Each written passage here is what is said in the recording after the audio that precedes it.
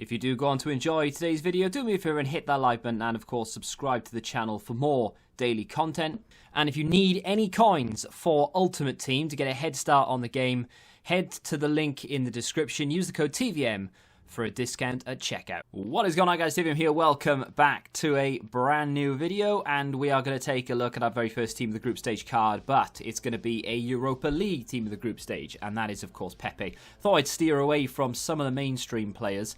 I was looking at Diogo Jota, but the ones to watch card just wasn't upgrading. I don't know why. I'm assuming it's meant to, but it wasn't. It might have done by now, but it wasn't by the time I was ready to record. So I thought, you know what, let's think outside the box a little bit, see what these Europa League cards are going for. Pepe was actually really cheap, so I thought, yeah, why not? Let's pick him up, because he didn't look terrible. A few issues here or there, of course. The 2-star weak foot, not ideal.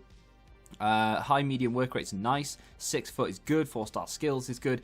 Great links into the Premier League. He's got pace and agility, so why not indeed? To be fair, in terms of in-game stats, pace and agility, and you could argue dribbling, probably the only real like standout strengths. He does have, I mean, moderate shooting.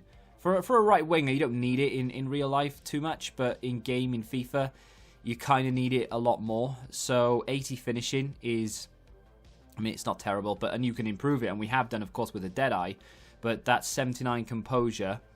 Definitely something to think about. 83 ball control, 85 reactions. Those two are reasonably good. I would love the ball control to be a little bit higher, but, you know, beggars can't be choosers. 82 balance and 91 agility. Like I said, the agility is really good. The balance is good enough for me. Not going to complain about that one. 83 shot power, 80 long shots.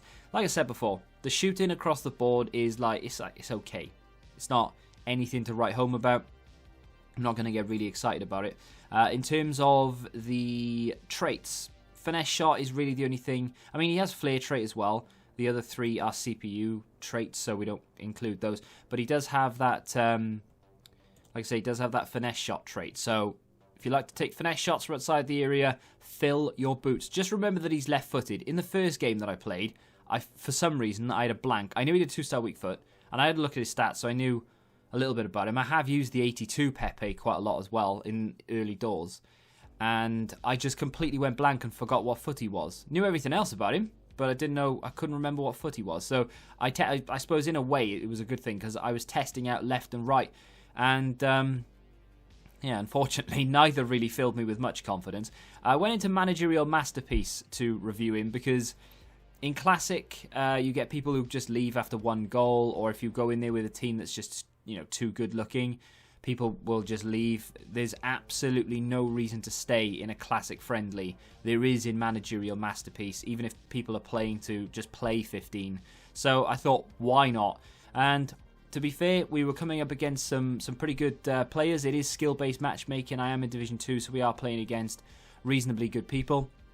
And of course, with the team that we have, I mean, to be fair, the team that I'd managed to build, I wasn't too focused on subs, so having Pepe and a few of the other players in there actually made my team probably a little bit better than everybody else's, because most people were going after certain objectives. I didn't really have anything like that in mind.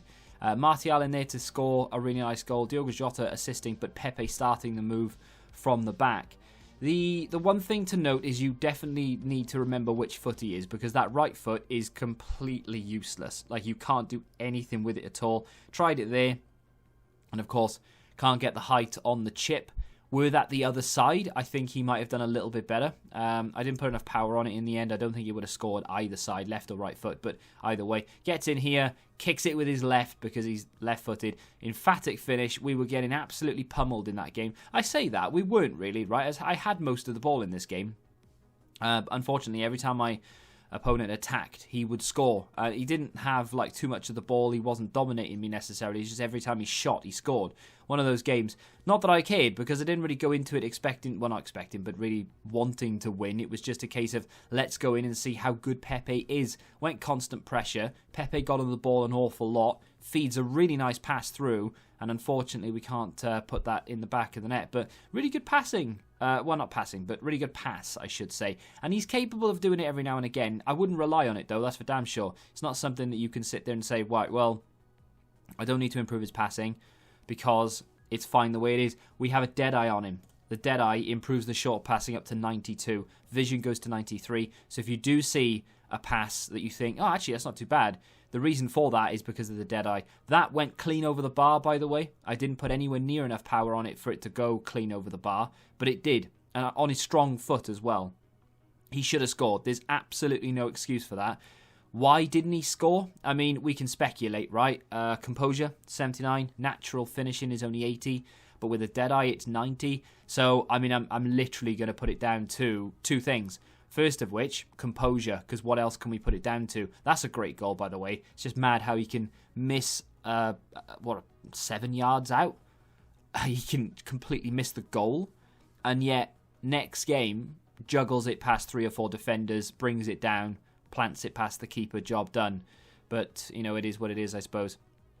But I'm going to put it down to composure and a little bit of not a glitch in the matrix, but, you know, something to do with the game that just didn't want me to score for whatever reason. It happens against me, happens for me. It's just FIFA. Goes on another little run here, gets fouled, which is nice. Free kick accuracy is 82. To be honest, that's all I need these days because my free kicks are actually very good. And I put it down to my monitor, and I've said this before in another video. If you have a high refresh rate monitor, you don't get that sort of struggling to get the marker in the corners with set pieces. So penalties and free kicks, if you struggle to get it into the corner, won't go. You need a higher refresh rate monitor. I would recommend at least 100 hertz, and then it just glides all over the place, and you can easily get it into the corners. So anyway, with that being said, I didn't enjoy this card really. I'm not going to mark him down because I didn't enjoy it. I think there's just a lot of cards out there that are better, a lot more fun to use. If you're an Arsenal fan, you know, disregard what I'm saying, because if this was a Liverpool player, for example, I'd have a little bit more fun playing with him. Diogo Jota, for example, in this game, isn't anywhere near as fun as he was in the first week or two because we're playing up against people who are just a little bit too good. And I was a little bit frustrated because we're waiting for the 83.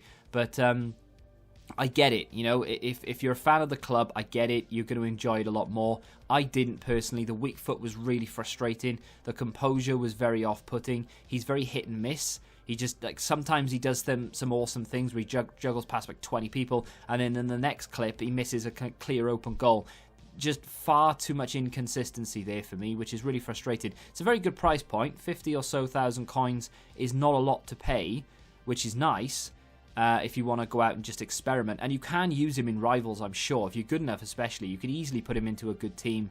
And I think the better the player around him, the more you'll get out of him, because you can put him into better positions. If you're using a team in Managerial Masterpiece, for example, I think you might struggle a little bit more because you can't get the passes in the right area, and you can't play the little 1-2s with accurate passes. So, you know, conditions apply and all the rest of it.